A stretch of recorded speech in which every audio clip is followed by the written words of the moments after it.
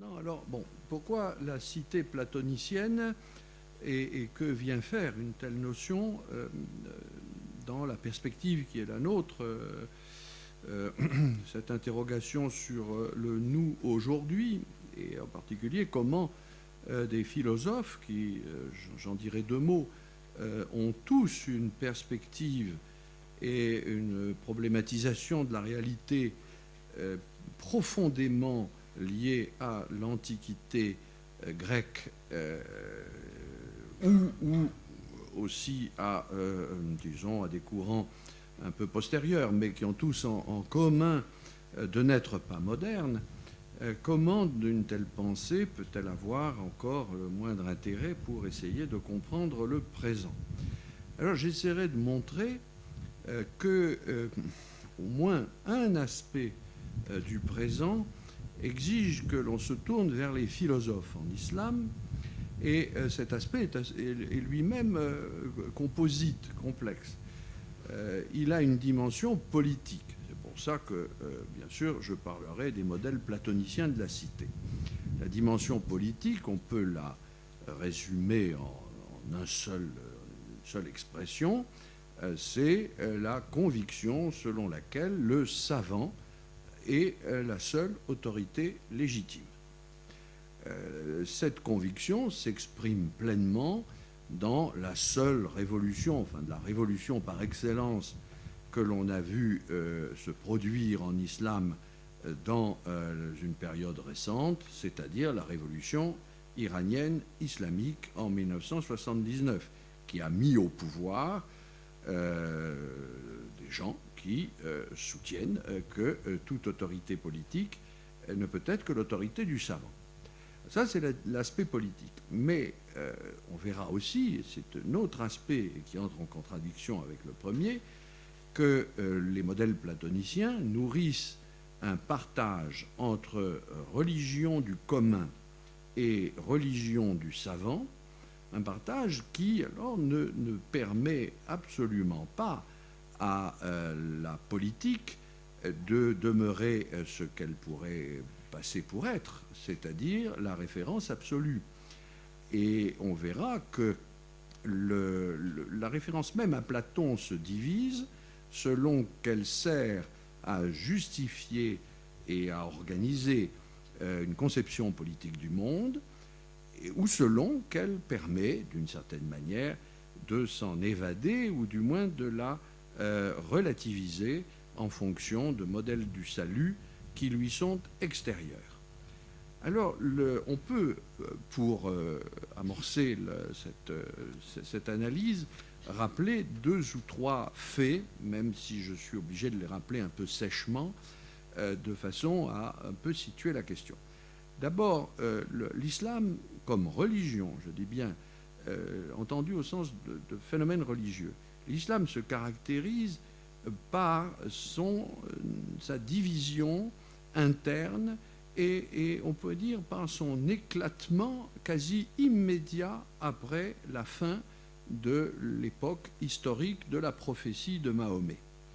À peine Mahomet est-il mort que les musulmans, j'entends bien dans leur foi, pas simplement dans leur conviction temporelle, se sont divisés et restent divisés. La plus célèbre division est celle qui oppose le premier parti religieux de l'islam, quant à la datation, le parti par excellence, Shia, c'est-à-dire ce qu'on appelle en français les chiites. L'expression veut dire tout simplement le parti, sous-entendu le parti de la famille prophétique. La famille prophétique, c'est essentiellement la fille et le gendre du prophète, Fatima et Ali, et leurs descendants.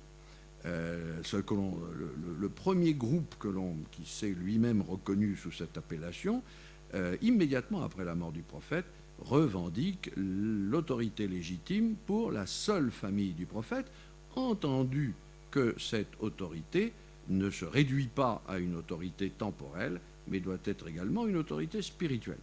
Et en face, il y a eu tous les courants, sur lesquels je ne vais pas bien sûr m'attarder, qui ont été eux-mêmes opposés entre eux, les Khalidjites, les Sunnites, qui ont pris cette expression Ahl Sunna, les gens de la Sunna et de la Jama'a et du rassemblement, pour se différencier des chiites.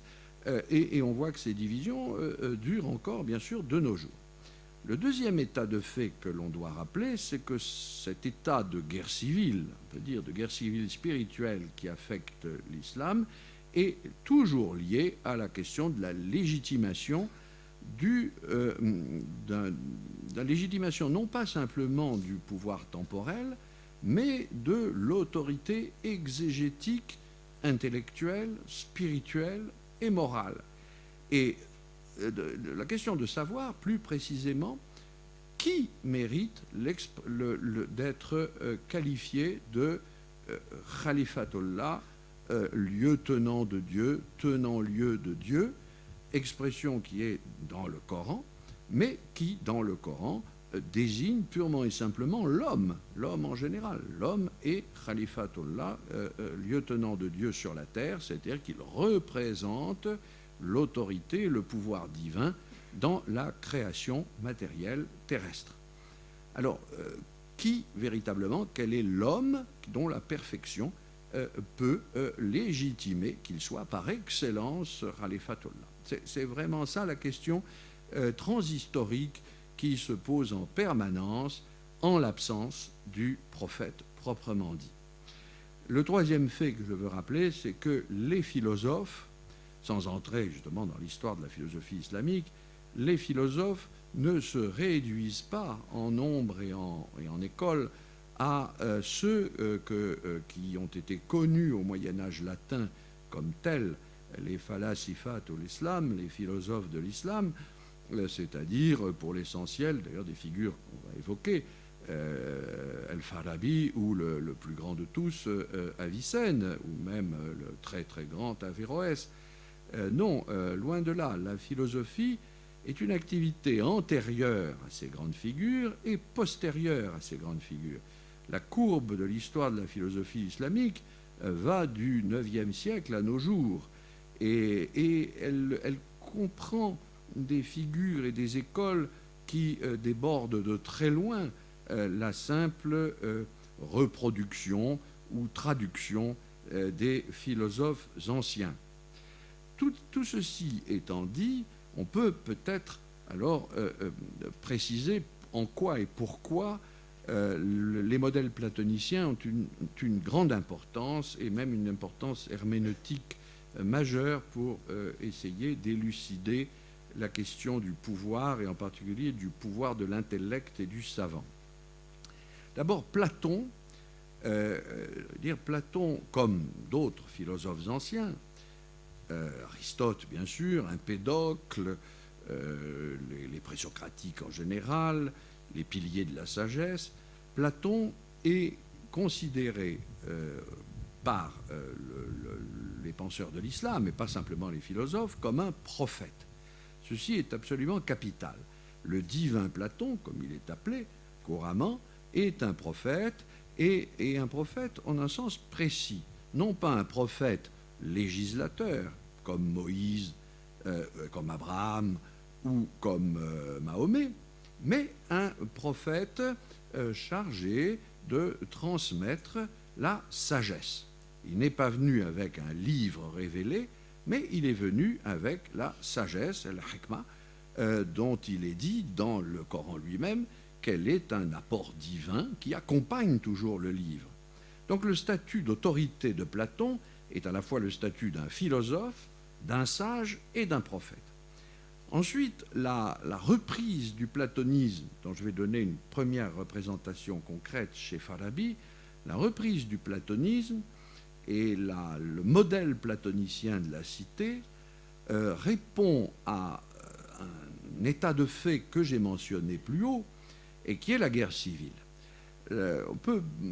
L'école de Bagdad au Xe siècle, et essentiellement le plus grand de tous les philosophes tenant enseignement à Bagdad, c'est-à-dire Abu Nasr al-Farabi, l'Alfarabius des Latins, eh bien, ces gens-là, leur problème était de savoir comment proposer, à côté d'autres écoles théologiques ou juridiques, une figure du gouvernement divin qui soit à la fois fondée en nature, fondée dans la loi prophétique et profondément en accord avec la vérité philosophique, de manière à neutraliser les conflits.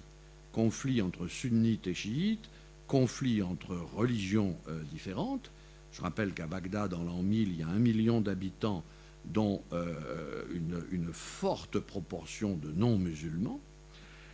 Et donc, cette neutralisation des conflits doit être fondée, alors non pas simplement sur la loi, mais bien sur la raison.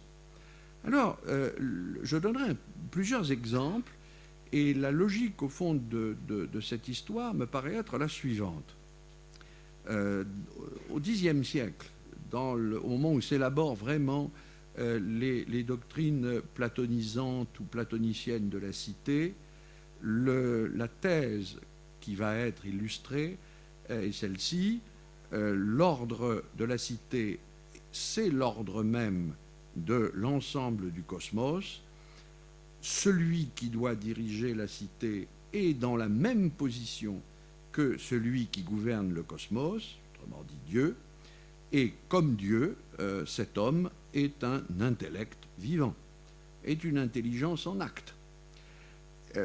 Donc, du même coup, le philosophe, je ne dirais pas l'emporte sur le prophète, mais dans la prophétie même, le philosophe et la philosophie sont ce qu'il y a de plus vivant, de plus vrai, et par conséquent de plus digne d'exercer l'autorité, la prophétie extérieure n'étant que l'habit, pourrait-on dire, l'enveloppement métaphorique de cette autorité intellective.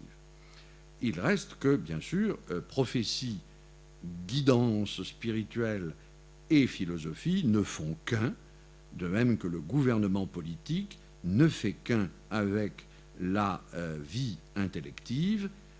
On voit triompher le modèle du philosophe roi. C'est véritablement la reprise et la méditation de textes majeurs, en particulier, bien sûr, la République de Platon. La République a eu un sort considérable. On ne saurait surestimer, par exemple, le commentaire qu'Averroès a fait de la République et qui nous reste dans sa version hébraïque. La République a nourri l'œuvre de Farabi de manière tout à fait évidente. C'est un des livres, pourrait-on dire, j'allais dire livre de chevet, enfin livre majeur de l'inspiration en matière de philosophie politique, comme l'a très bien vu Léo Strauss, à qui on peut renvoyer sur ce point tout naturellement. Le détail est intéressant. Pour Farabi, Léo Strauss se demandait qui est le Platon de Farabi. Bon, il répondait, c'est l'auteur des lois et de la République. Il avait raison. Pour Farabi, le gouvernant premier, le gouvernant par excellence, est celui qui est libre, c'est-à-dire qui n'a aucun besoin en rien d'un autre homme pour chef. Donc ce qui caractérise essentiellement le pouvoir et l'autorité rationnelle du gouvernant, c'est qu'il n'a pas besoin d'un guide. Le partage se fait entre ceux qui ont besoin d'un guide et celui qui n'en a aucun besoin. Alors pourquoi n'a-t-il besoin d'aucun guide? C'est qu'il reçoit directement de l'intellect divin, que Farabi appelle l'intellect agent, les lumières qui lui permettent de faire passer en acte son propre intellect en puissance. Farabi a été le premier grand théoricien, après les commentateurs grecs, des doctrines de l'intellect. Et c'est à partir de cette réflexion sur les différents stades de l'intellect, que je n'ai pas besoin ici de rappeler, qu'il a conçu cette liberté du savant, liberté de l'homme intellectif, à la tête de la cité.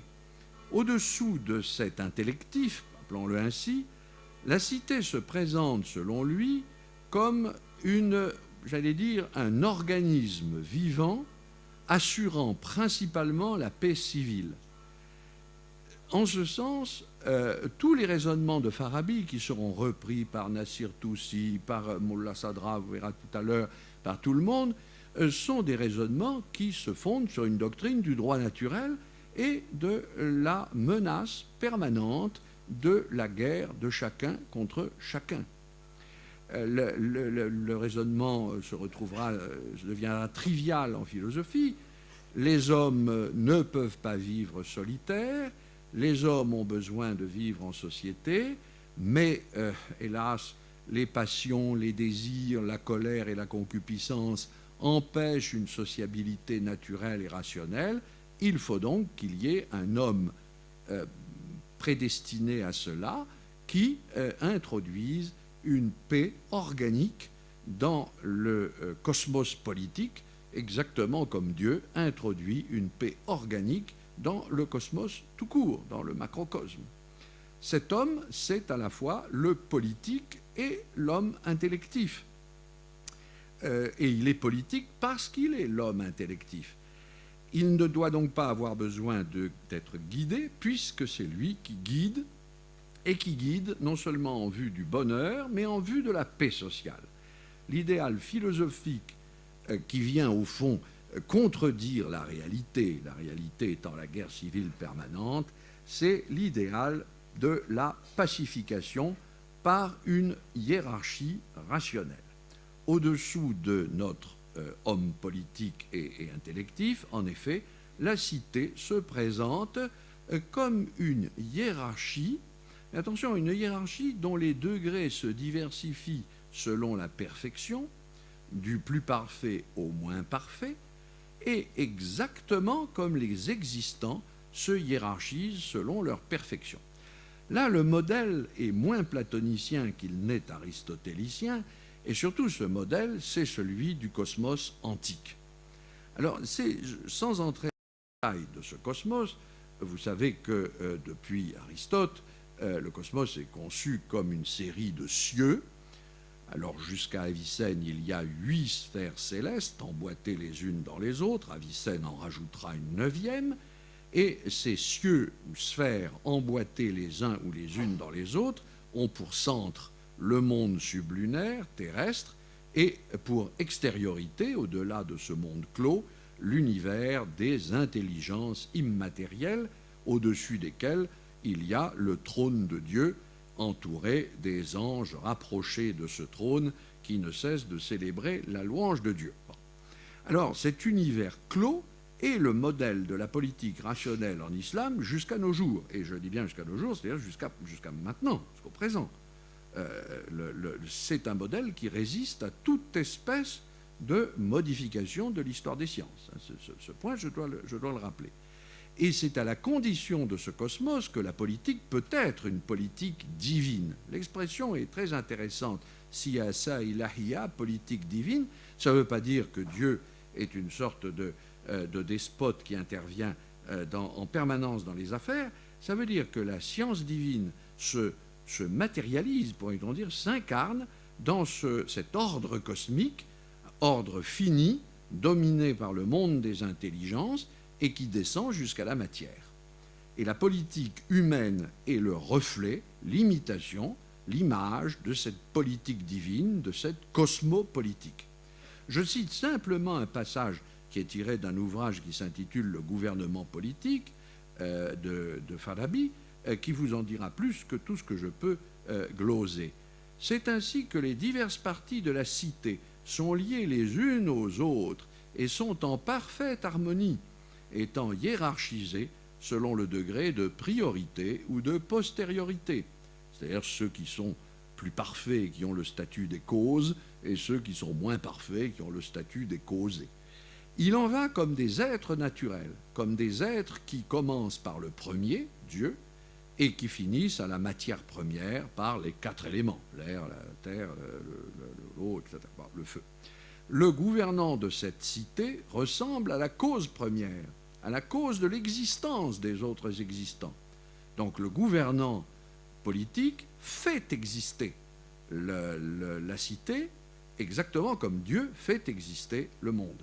les rangs des existants se lient peu à peu, de sorte que chacun d'eux est gouvernant et gouverné, pour finir aux existants qui n'ont aucun pouvoir gouvernemental, mais sont soumis, n'existant que par ce qui est autre que la matière et les éléments. Alors, ce qui est intéressant, c'est que ce modèle parfait, sur lequel au fond on pourrait s'arrêter, va être travaillé par une division que j'annonçais plus haut, qui est la division entre deux sortes d'hommes déjà.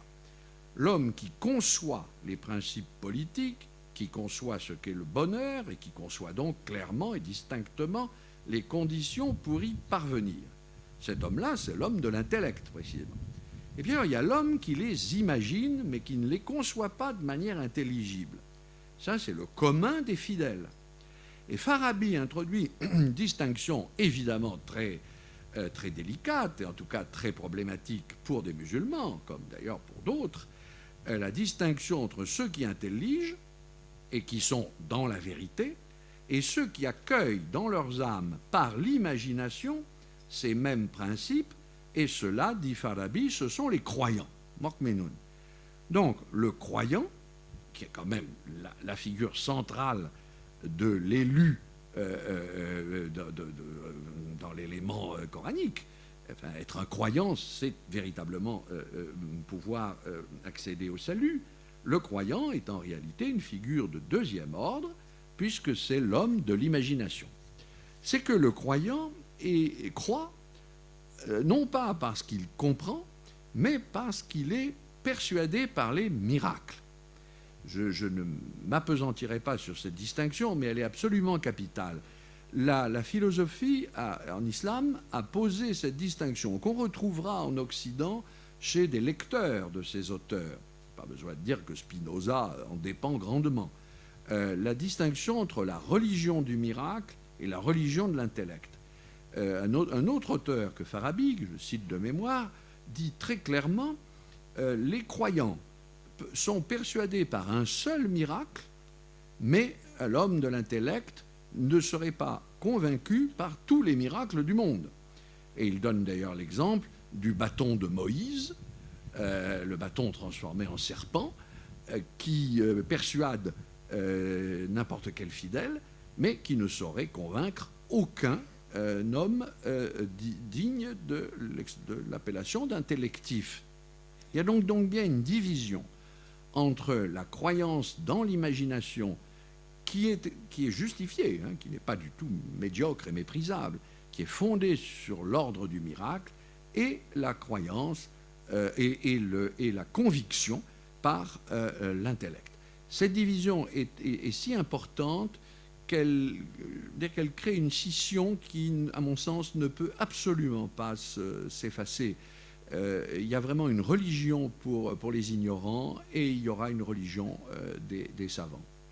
En attendant, donnons quelques exemples des cités imparfaites pour Farabi. Pour Farabi, on a compris ce qu'était la cité parfaite, c'est la cité harmonieuse, c'est vraiment la cité de la République, celle qui est dirigée par le philosophe roi. Les cités imparfaites, aucune surprise, ce sont des cités de l'ignorance, comme ils les appellent, ce sont aussi les cités corrompues, ce sont enfin les cités de l'erreur. Alors je laisserai les cités corrompues, c'était de l'erreur, pour ne pas abuser de votre attention, mais je montrerai simplement que les cités de l'ignorance correspondent à des catégories platoniciennes bien connues. Parmi donc ces cités ignorantes, qui sont des communautés politiques, il y a les cités fondées sur la richesse et le développement des richesses. Ce sont des cités où le chef politique a un programme d'action fondé sur le développement de l'agriculture, de l'élevage, dit Farabi, de la chasse, du pillage, qui est une grande création de richesse, et où les valeurs suprêmes sont le clientélisme et le trafic. Bon. La cité de richesse. Ensuite, il y a les cités de plaisir. Ce sont les cités de la bassesse, communautés de bassesse. Elles sont fondées sur l'usage des plaisirs. Bon, donc, l'usage des plaisirs fonde ces cités où on ne se soucie que de se donner de la jouissance. C'est, dit Farabi, la cité joyeuse. Bon. Il y a ensuite, on s'y attend, la cité des honneurs, fondée sur le goût de l'honneur, de l'acquisition des signes extérieurs, des dignités, etc., etc. Ensuite, il y a bien sûr la cité fondée sur le goût du pouvoir, la cité de la domination. Et enfin, il y a la cité démocratique. Ah, c'est la reprise de Platon. La cité, dit-il, des hommes libres, c'est-à-dire la cité anarchique, la cité fondée sur le principe détestable de la liberté. Donc, 5 grands principes d'ignorance: richesse, plaisir, honneur, pouvoir et liberté. Je tiens à dire, pour montrer que tout ceci n'a pas seulement un intérêt documentaire, qu'un des travaux les plus importants d'actualisation, pourrait-on dire, de cette pensée est dû à un des derniers, au président de la République d'Iran qui a précédé l'abominable Ahmadinejad, c'est-à-dire M. Khatami, qui est l'auteur d'une thèse sur toutes ces questions, qui en a fait vraiment son modèle de gouvernement, qui contredit entièrement la réalité, mais qui est tout de même son modèle idéal. La thèse se trouve chez Vrin, à Paris, qui maintenant ne vend plus seulement Émile Breillet, mais également M. Khatami. Bon. Comme ça, la vie. Bien, alors revenons au partage, à la scission même entre philosophes et croyants. On va dire que dans la suite de cette histoire, il était absolument impossible de maintenir à ce point-là et sous cette forme-là la thèse selon laquelle le savant est supérieur au prophète législateur, sans ménager quelque chose comme une explicitation à la fois théologique et philosophique. Alors c'est ce point-là qui est peut-être moins bien connu que ce qui précède et que je voudrais indiquer. D'abord, pour bien situer les choses, il faut savoir que un très grand nombre de philosophes, Farabi lui-même, sont chiites.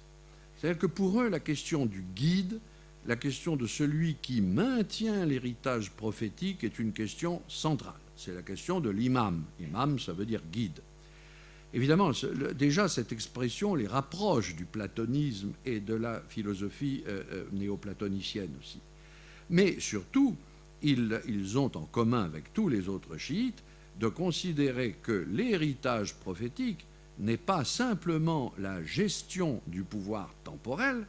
Ça ne consiste pas seulement à mener les armées, là je cite de mémoire, ça ne consiste pas seulement à gérer les ministères, ça n'est pas simplement un pouvoir dynastique, c'est une mission spirituelle. Alors, la politique chiite ne peut être qu'une politique spirituelle. Et donc, ils admettent volontiers que le gouvernant doit être un savant, puisque, selon eux, le savant des savants, le savant par excellence, le modèle moderne, si j'ose dire, du savant, après les anciens, après Platon, Aristote, c'est Ali ibn Abi Taleb, le gendre du prophète, qui est considéré comme le savant absolu, celui qui enveloppe, voilà, dans son moi tout l'univers et qui sait jusqu'à la moindre chose la plus infinitésimale, et donc et qui serait d'une certaine manière une sorte d'hyper-philosophe cosmique. Donc ça ne les choque pas, ça, que le savant soit d'une certaine manière, sinon supérieur, du moins plus profondément en accord avec la vérité que le prophète dans sa mission extérieure, dans sa mission exotérique. Mais tout de même, tout l'islam se rassemble sur ceci, que la prophétie est l'alpha et l'oméga de la vérité. Et donc il faut articuler savoir et prophétie de telle sorte qu'il n'y ait pas d'atteinte à la mission prophétique. La solution à la fois philosophique et au fond interne au monde chiite, qui a véritablement porté la philosophie massivement en lui, la solution est la suivante: le savant est supérieur au prophète législateur, il n'est pas supérieur au prophète en soi, parce que le prophète a tous les niveaux en lui, depuis le niveau inférieur qui est le niveau législateur, jusqu'au niveau supérieur qui est celui du philosophe. Et le savant est supérieur au prophète législateur parce qu'il est postérieur au prophète législateur. La prophétie législatrice qui convient admirablement à la religion du vulgaire, c'est la religion du passé. La religion de l'avenir, c'est la religion philosophique, c'est la religion du savant. Et donc, de même que les prophètes ont vu leur cycle clos par Mahomet, de même les imams et les philosophes qui succèdent à Mahomet ont devant eux tout l'avenir, du moins jusqu'à la fin du monde, et eux, ils ne légifèrent pas, ils maintiennent la législation, ils la laissent à son niveau, on va voir lequel, mais ils dépassent ce niveau par un régime intellectif et spirituel supérieur. Alors, je prendrai, pour illustrer cela, 2 ou 3 exemples bien ultérieurs, bien postérieurs à Farabi et à la Falsafa, et j'en emprunterai, d'abord, je présenterai le modèle qui s'élabore à partir de Nasser Toussi et des philosophes ismaéliens, je n'entre pas dans les détails, de ces niveaux du prophète qui permettent un tel jeu entre savoir et prophétie législatrice. Le prophète est présenté comme lui-même comme une totalité vivante qui est constituée de 3 grands niveaux. 3 grands niveaux. Un niveau qui correspond à ce bas monde, qui est le niveau de la législation et qui est le niveau des commandements pratiques.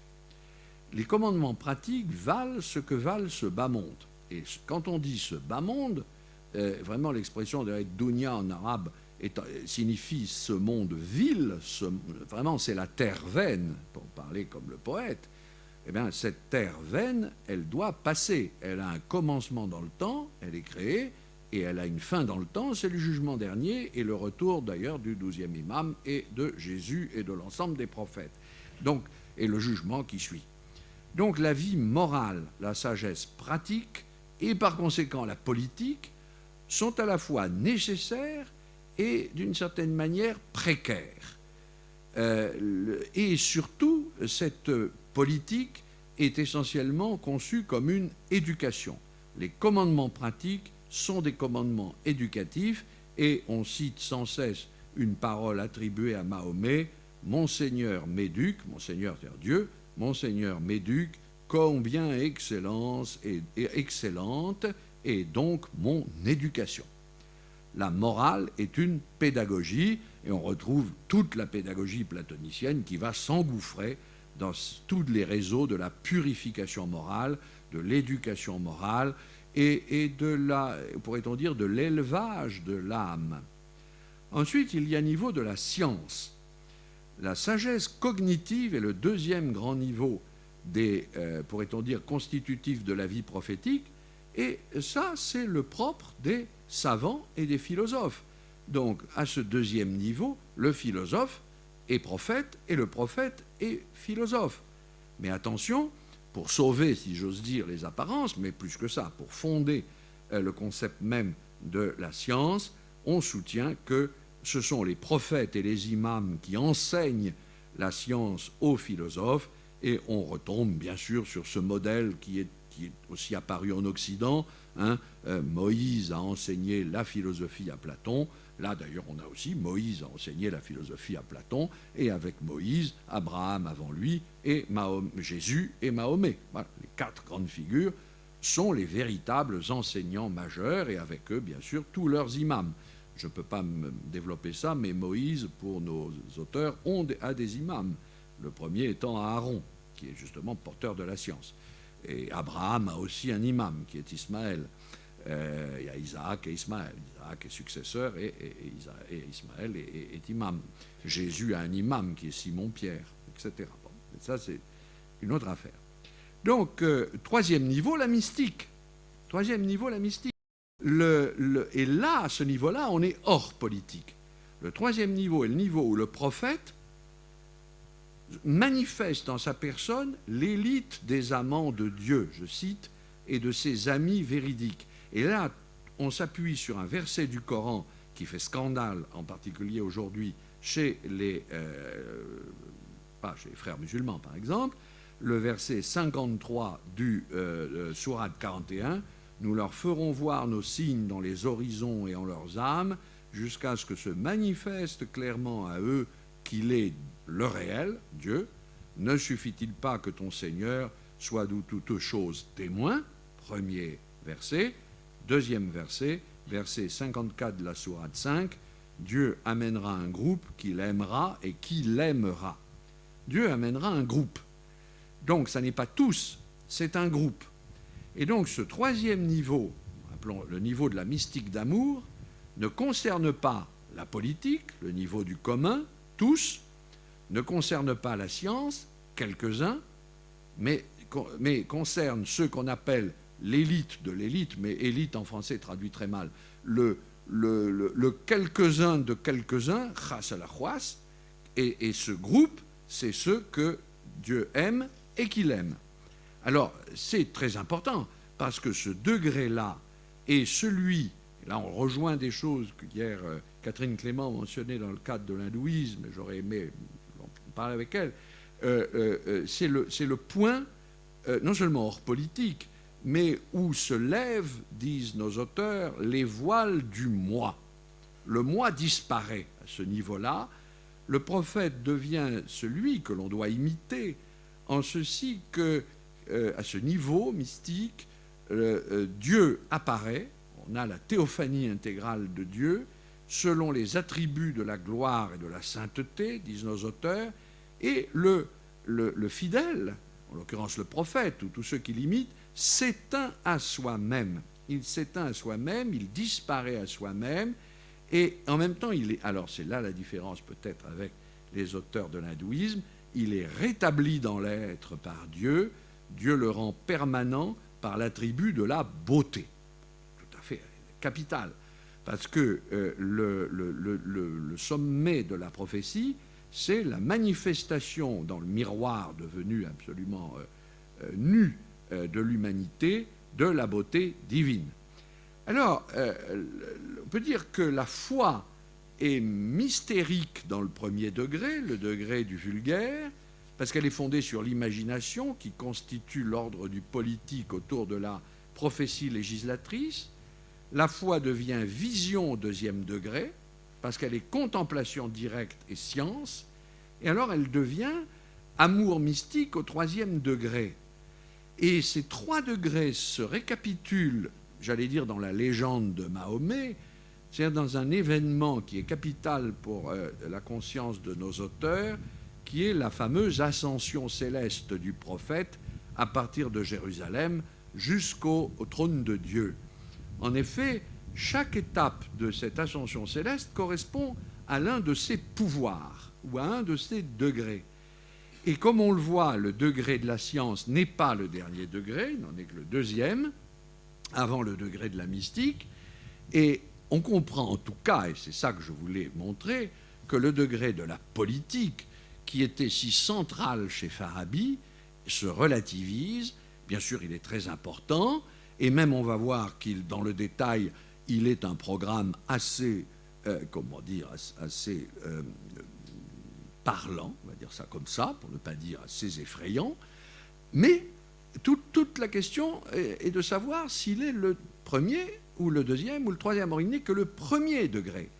Et donc, on entre dans une situation qui est, je crois, encore celle de la raison islamique, qui est une division et en même temps, j'ai envie de dire, une réversibilité permanente des termes.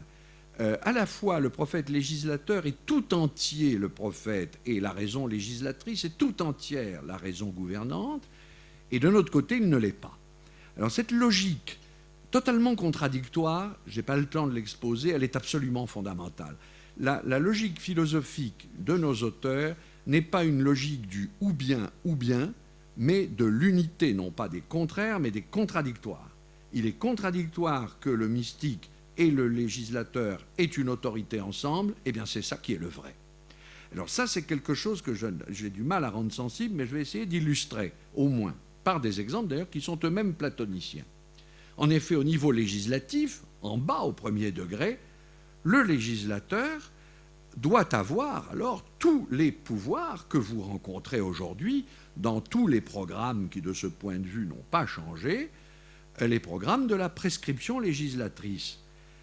D'abord, il est caractérisé, j'ai dit, par certains signes miraculeux de Dieu, ça nous l'avons vu, et il énonce une loi religieuse qu'on appelle une charia. Le but de la charia, c'est d'abord des pratiques d'obéissance et des pratiques du culte. Et donc, il est bien évident que à ce niveau-là de la religion rationnelle, les hommes pratiquent les obligations, respectent les obligations en vue d'un premier niveau d'éducation. Et on peut dire le législateur les réveille de leur sommeil d'ignorance. Je plaisante pas, l'expression est exactement celle-là, souvent. Le législateur, par exemple, prescrit des pèlerinages pour les sortir de la quiétude de leur maison, de manière qu'ils n'oublient pas Dieu, qu'ils se remémorent le jour futur où de leur tombe, ils vont ressusciter et se précipiter vers leur Seigneur. Le législateur leur prescrit les pratiques du culte qui les rassemblent, comme la prière collective du vendredi.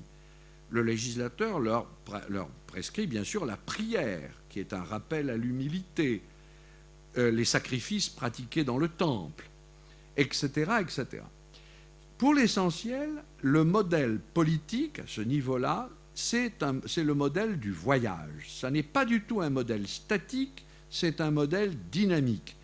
Il est dit de manière très significative, c'est une formule fréquemment utilisée, la cité est une caravane. Oui, ce n'est pas un lieu fixe, c'est un lieu, enfin, ça n'est pas un lieu, c'est un mouvement, c'est une collectivité en mouvement, en chemin. C'est une collectivité de voyageurs en chemin vers la vraie vie. Et on voit donc bien que la charia a un statut ambigu. À la fois, elle est absolument obligatoire et contraignante, et en même temps, elle n'est que provisoire, puisqu'elle est simplement la mise en ordre d'une caravane en vue d'aller dans une autre vie, qui est la seule vie réelle, la vie future. Et l'étape ultime, c'est une étape que les philosophes, d'ailleurs, ont interprétée à leur manière, c'est l'étape de la vie immatérielle de l'âme. C'est le moment où l'âme est séparée de son corps. Alors, on voit donc très bien comment, d'ailleurs, l'inspiration platonicienne du Phédon, qui est capitale, le Phédon est sans cesse lu.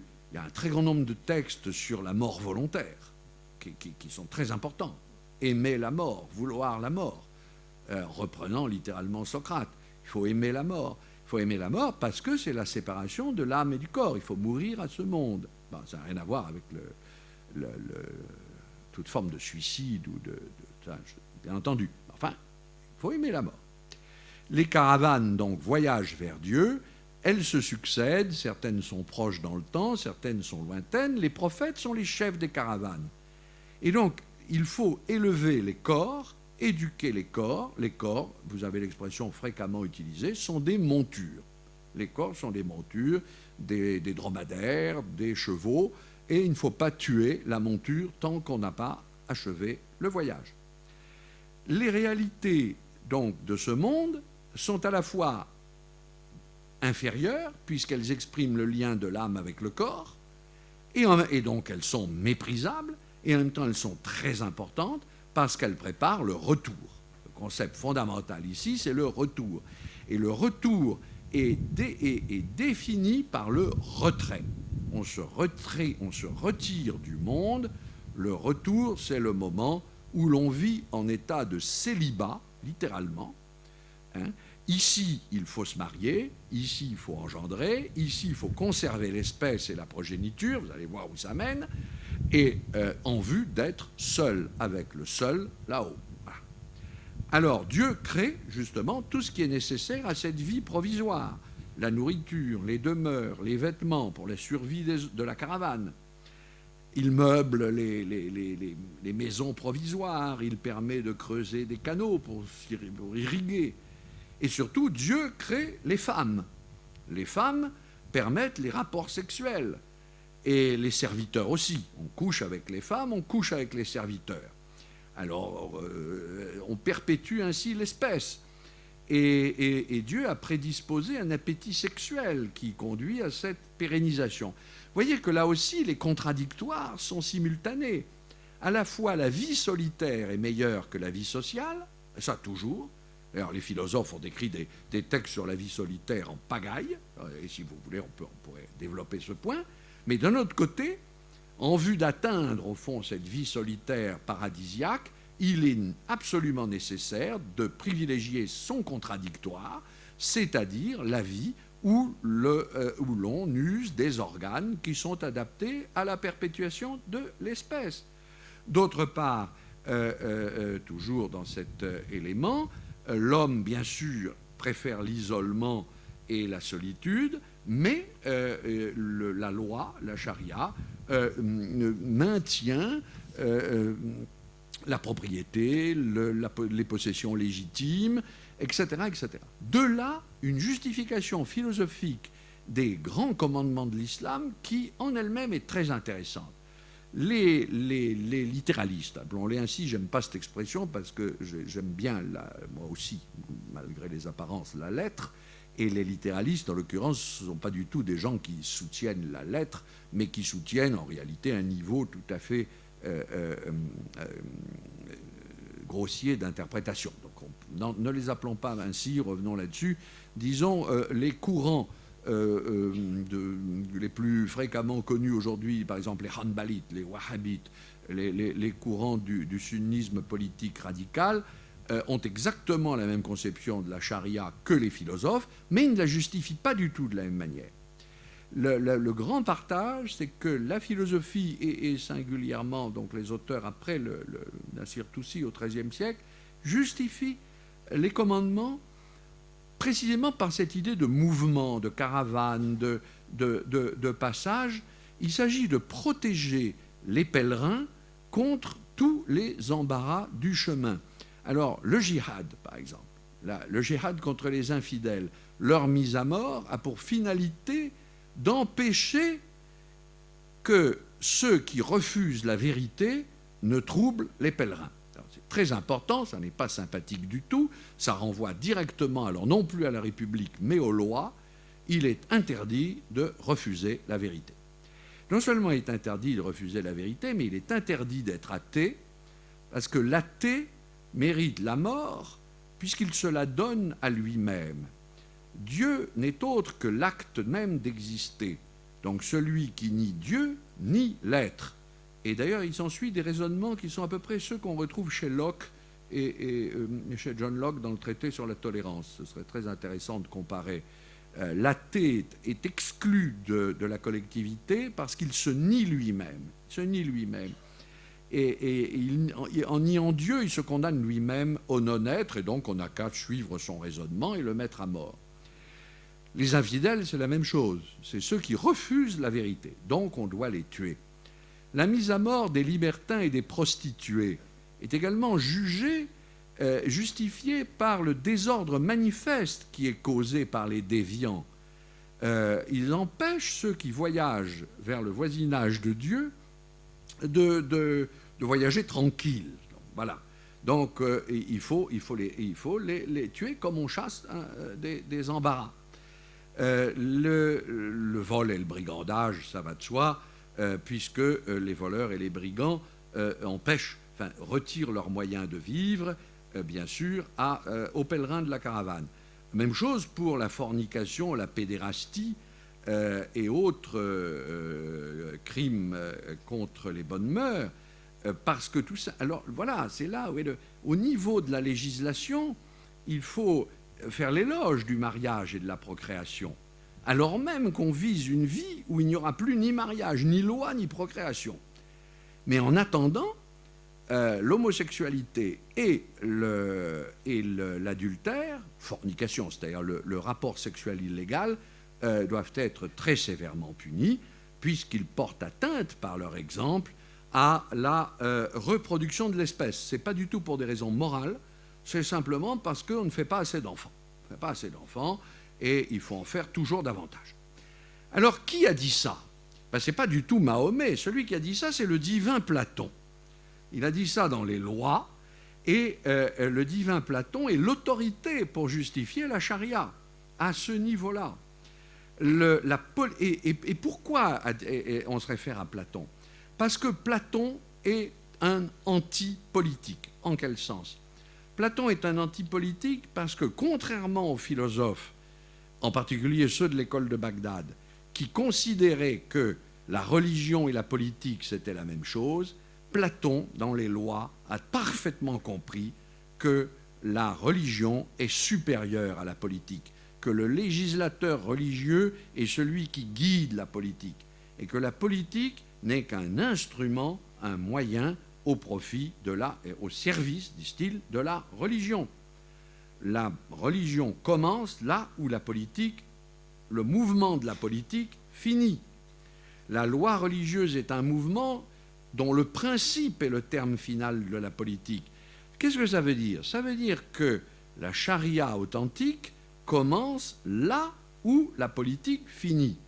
Donc à la fois la religion instruit la politique, et donc tout ce que je viens de dire, là, les horreurs de la charia, sont justifiées par la position du législateur religieux qui d'une certaine manière surplombe la philosophie politique, mais d'un autre côté, la partie politique, celle qu'on vient de voir, qui est sinistre, n'est qu'un moment tout à fait passager et inessentiel, encore les contradictoires, et la loi religieuse a sa vérité hors du politique, parce que l'éducation a sa vérité hors, disons, des méthodes contraignantes. Et donc, à la fois, la politique ne doit jamais désobéir à la loi religieuse. Alors ça, c'est la islamique d'Iran. La politique est soumise à la guidance religieuse, mais d'un autre côté, la loi religieuse commence dans sa vérité après la politique. Et pour conclure, je vous montrerai alors à quel point cette contradiction est vivante dans une dernière référence platonicienne qui, elle, alors, nous sort de l'horizon un peu sinistre des lois, un peu sinistre de cet usage des lois, certainement pas des lois, mais enfin, de cet usage, je suis prudent, pour montrer comment il y a évidemment là une contradiction, elle ne peut qu'éclater. Vous avez vu la place supérieure de la mystique, bon, je n'y reviens pas. Eh bien, la cité éclate, elle éclate en deux. Il y a la cité de la législation parfaite, qui au fond se parachève dans le triomphe de la charia, et puis il y a la cité qui n'a pas besoin de charia, qui est la vraie cité platonicienne. Et j'emprunterai cet exemple, je me contenterai d'ailleurs de lire simplement en quelques minutes des passages qui vous parleront, je crois, à un commentaire dû à un philosophe chiite du XVIIe siècle iranien qui s'appelle Qazi Saïd Qummi, qui est mort en 1690 et qui a fait un commentaire de Plotin. Plotin, je ne peux pas m'y attarder, est devenu un best-seller en Iran au XVIIe siècle. Bon, on a au moins 150 manuscrits de Plotin, sous des noms divers. Ils ne savent pas toujours que c'est Plotin, ils l'appellent le sage grec, ils l'appellent Aristote souvent, mais c'est Plotin. Et dans un grand commentaire du traité 38 de Plotin, un moment, Plotin évoque la terre céleste, et il évoque cet endroit qui est la terre intelligible, qui est le monde intelligible où sont tous les archétypes éternels des choses. Et notre Qazi Saïd Qummi, un très très grand philosophe de l'époque d'Ispahan, dans son commentaire mobilise tout un ensemble de références, et il finit par présenter, vous verrez le passage congruent, pour l'expliquer, un texte. Il dit voilà, ce texte de Plotin dit la même chose que ce que dit Ibn Arabi. Ibn Arabi qui a été surnommé le fils de Platon. Alors c'est un texte tiré des Conquêtes spirituelles de la Mecque, le grand ouvrage en 50 volumes d'Ibn Arabi. C'est dans le tome 2 des Conquêtes spirituelles de la Mecque, et où Ibn Arabi essaye justement de décrire ce monde intelligible qui est une cité céleste.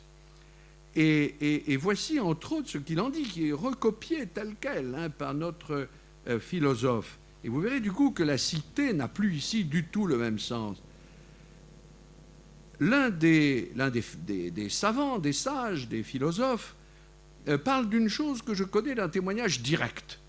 Il déclare, en elle, dans cette terre céleste, qui est la terre intelligible, et qui est la cité intelligible, j'entrais un jour en une assemblée, voilà, le rassemblement collectif, qui se nomme l'Assemblée de la Miséricorde, Majlis al-Rahma. Je ne verrai pas une assemblée plus étonnante que celle-là.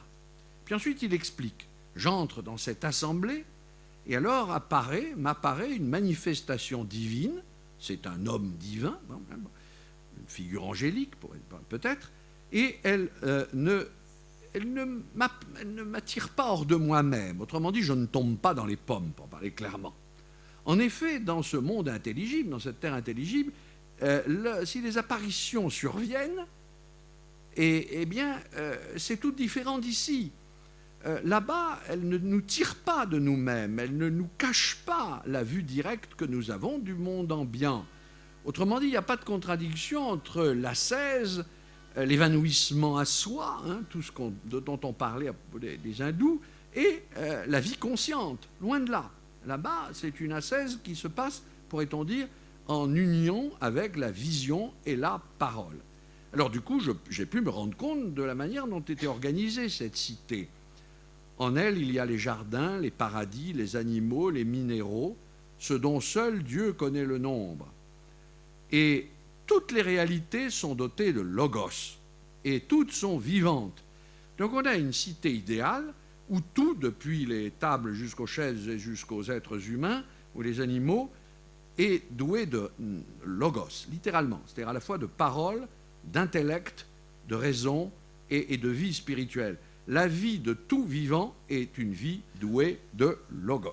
Évidemment, ça change tout par rapport à la cité terrestre, puisque là, il n'y a plus des ignorants qu'il faut guider dans la caravane et des savants qui les guident avec la trique de la loi. Pas du tout. Les spirituels là-bas recherchent la concorde avec quiconque est là-bas. Ils ne sont jamais en conflit les uns avec les autres. Aucun n'est en conflit avec son voisin. Aucun ne s'oppose à son voisin, mais tous se réjouissent de la présence de tous. Cela parce qu'ils sont nés d'une source unique, leur subsistance et leur substance est unique. Donc le monde intelligible, c'est la cité où règne l'un. L'un triomphe, non pas ici-bas, mais dans le monde intelligible. Chacun d'eux voit son soi dans le soi de son voisin. Donc, il n'y a d'échappée hors du politique autoritaire, si j'ose dire, que si le soi ne fait qu'un avec le soi du voisin, mais se réfléchit dans le soi du voisin. Car les choses qui sont là-bas sont lumineuses et brillantes, il n'y a là aucune chose ténébreuse, rien de rude, chacun est lumineux et manifeste pour son voisin, c'est la cité de la transparence. D'aucuns pourraient dire que ça s'appelle l'enfer. C'est la cité de la transparence. Alors évidemment, c'est la cité de la beauté. J'ai vu en cette terre, j'ai vu en ce monde une terre d'or rouge flexible, en laquelle tous les arbres sont en or, leurs fruits sont en or. On cueille les pommes des arbres, évidemment, c'est les Hespérides. On les mange, on prend plaisir à leur goût, et leur parfum est d'une bonté indescriptible, telle qu'en sont incapables même les fruits du paradis. Alors que dire des fruits de ce bas monde ? Le corps, la figure et la forme sont en or. La forme, la figure sont comme la forme et la figure des fruits qui sont en notre monde, mais ils ont des saveurs diverses, et dans ces fruits, il y a une forme étonnante, une parure de beauté sensible que l'on ne saurait imaginer. Et il dit, tout ça correspond à ce que dit Plotin, et Plotin, il s'appuie sur Platon.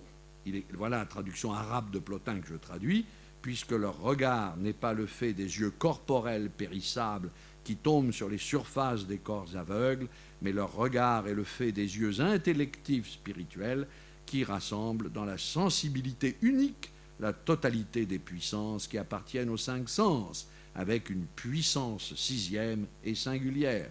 Mais le 6e sens se suffit à lui-même. Le 6e sens, c'est l'intellect unifié, rassemblant. Elle est libre de toute immersion dans les organes charnels, et notre philosophe conclut, et moi avec lui, Dieu est le plus savant et le plus sage. Merci.